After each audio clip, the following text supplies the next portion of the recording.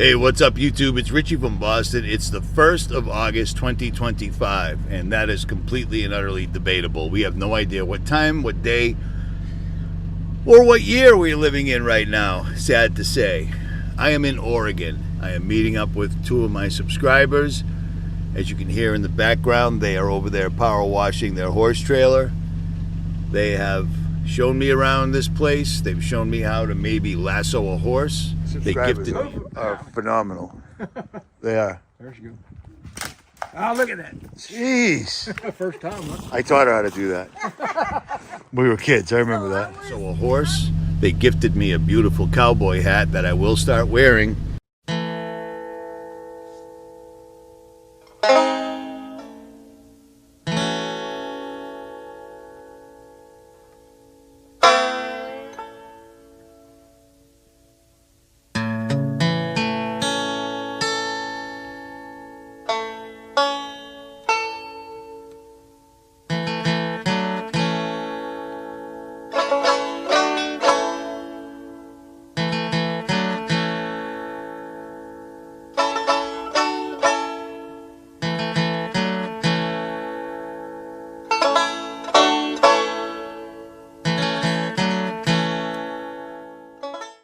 Because I always wanted to be a cowboy, baby, but I'm from Boston. But I wanted to make this video because I needed to make this video because I told you something the other day. I said, beware. The way Trump has completely flip-flopped on the Epstein list and how the DOJ and all the government officials have suddenly just flip-flopped, blah, blah, blah. They pissed off their base. They pissed off Americans, which I believe is part of the plan. But I also said in order to distract people from all this, they'll do two things. War, which most people don't really care about anymore because war is a daily thing. You know, we're blowing somebody up here, there, and everywhere. Or they'll do a false flag in America, which It's never going to go away, and Obama's never going to go to jail. But my problem with all this Epstein list, Trump kerfuffle is what they do when they need something like this to go away is either they start a war, which won't be enough, or they do something terrible to Americans. Blow something up and blame it on, well, pick one. Russia, China, right wing, left wing. You know what I mean? Everybody is pissed off and angry. And meanwhile, the national debt just keeps going straight up, up and up. You know what I'm saying? Their fallback is always to blow something up or kill people. That's what they do. That's what a false flag is. And that's what it's for, to divert attention. So be aware of that. Be completely and utterly aware of that, man. I am absolutely telling you. In 4 to 6 days later, which they've already done the first one since I said it just the other day. I told you they would do war, and Trump has sent nuclear submarines to the coast of Russia. Let me tell you a secret. First of all, magically, in that exact same area, we just had an 8.7 earthquake, which is exactly the same size earthquake that we had at Fukushima.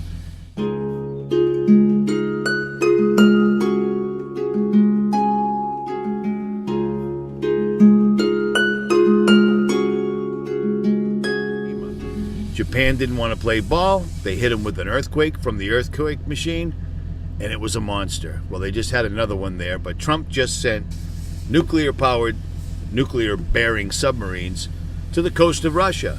In a real world, if this wasn't all them working together against us, some country surrounds your country with nuclear subs, you're going to just say, screw it, and hit the button. But this is all a play. It's all a play. It's all puppets. It's all for your entertainment. So that won't work because people won't really care enough. But the false flag coming to America, that will happen in the next few days. Watch. You'll see. Sorry to say it, but I'm just basing what they're doing on what they've done before. It's pretty easy once you put on the right type of glasses. Israel being at war, or I don't know, how else could you possibly say that? Israel completely and utterly wiping an entire race of people off the earth after they had them locked in a cage made of steel, concrete, and IDF soldiers for decades. 666 days is coming up. 666 days that they've been at war. That won't go unnoticed. You know what I'm saying? They will absolutely do something on that day. So tomorrow, The 2nd of August, which would be Saturday for us, will be 666 days that Israel has been at war, and that date will not go unnoticed. They will absolutely, without a doubt, use it for whatever ritual value or sacrificial value that it's worth. Period. Watch what happens tomorrow. 666 days Israel has been doing human sacrifices nonstop, never-ending, unabated, completely funded by us, and everyone's attention's been distracted away with the Epstein list that was never ever going to be released whatsoever at all. But now that it has, it's causing a big kerfuffle. So now all of a sudden we're having earthquakes in diverse places, volcanoes going off, and nuclear submarines surrounding large powers like Russia. So there was no way that tomorrow will slide. Seriously. Mark my words. And I plan on making this video short because of where I'm located, and I have to upload this before tomorrow. I just wanted to cover this real quick because the U.S. government stepped in to clean up the disaster in North Carolina after Hurricane Helene, and somehow did more damage to the environment than the storm itself in some part of the states, scientists claim.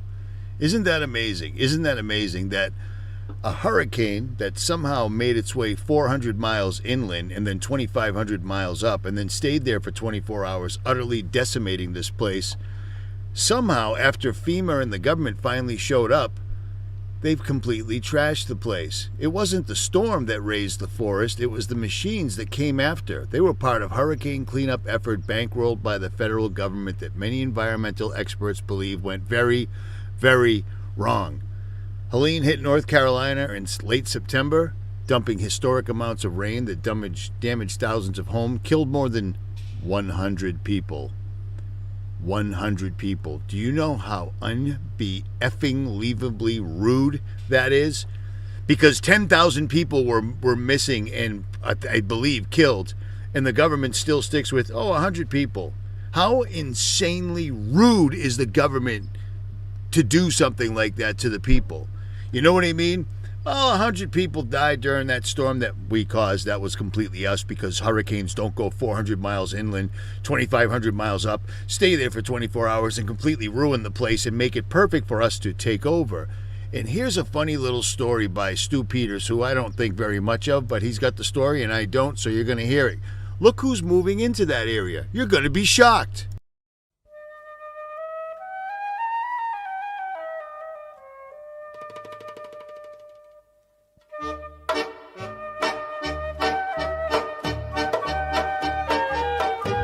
For the last few days, we have seen the birth of a Yiddish community, a Jewish community, in a place that's so new and so raw. What we're bringing to it, they can't help but to feel inspired.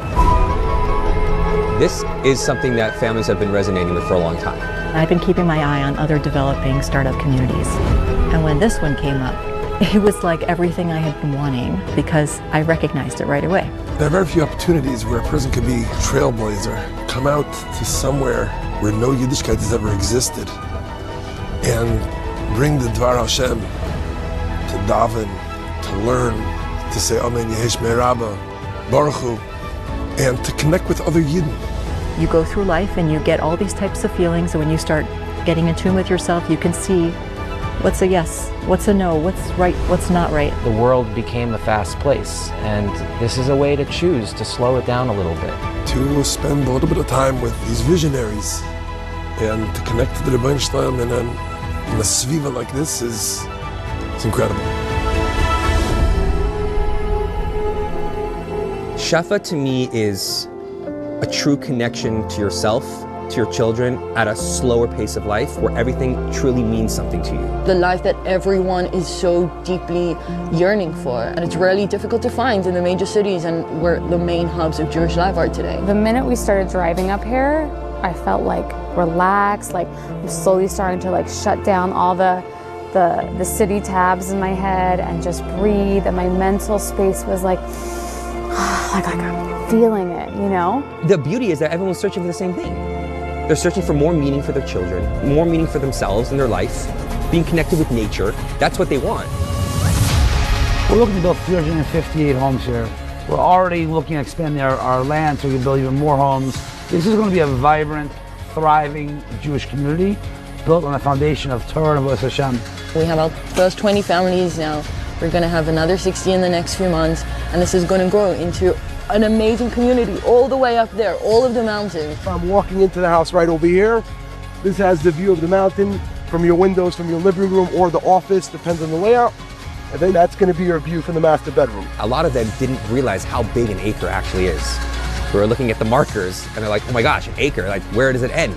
So much space for kids to run around. You roll the ball, it just keeps going. On the weekends, you're going on hikes, you're taking your kids fishing, there's boats, there's lakes, there's a million and one things to do. You're in one of the most lush areas in the entire country. Everyone is just coming from a different place, and rightfully so, you know? But everyone just says the same thing, which is like, we're all after that village, to bring back the village. Breakfast, lunch, everyone just like grabbing a plate, sitting down at the table and like chatting. It's like the connection was instant because you know that the families that are all here are all in the same mindset. We all just want that same thing. We all just want to build a family together. You felt a tangible energy that can only come from people coming together around a shared vision and a shared experience and a shared aspiration. Everyone's looking to create a beautiful new life for themselves, and I think that shared vision will enable it to be successful. The truth is, everybody that comes here has their own daya, their own vision, and they want to connect to their inner selves. That's difficult to do when you've got the hustle bustle of the world around you. And I think it's an opportunity for everybody to really be in tune with what it is that they really want to do. And I think the people that have the courage and then the atzmas to go ahead and do this now are not only going to find it that's worth their while, but they're going to look back and be very grateful that they made those first steps. And our only job at Chef Living is to make sure they make those first steps and they make that courageous jump and they believe in our vision. They're not just here to sell a house, they're here to support the growth of the community. If you want to live life like a pioneer and if you want to do something exciting in life, this is a great opportunity to jump in. Imagine moving to a place where you have 50, 100 people you can talk to who relate to you. You're on the same level. You want the same things for your children. That is something that I don't think you're going to find anywhere else in the world.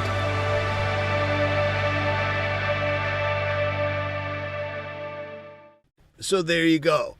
There you go. North Carolina gets recently smited, and all of a sudden, the Jews are moving in. And President Donald J. Trump is doing everything he can to help them by passing laws in the United States where Americans in the United States can't talk about Jews because it's anti-Semitic no matter what. Do you see what's going on now? Do you see the plan now? Do you see who the evil ones are now? Do you see what the synagogue of Satan actually is now? I don't have anything against the Israelites, but those people aren't the Israelites. They're Ashkenazi Jews. Ashkenazi Jews. I've been talking about it for 15 years, and here they are. At any rate, Richie from Boston, it's getting dark. I got to upload this. I am out.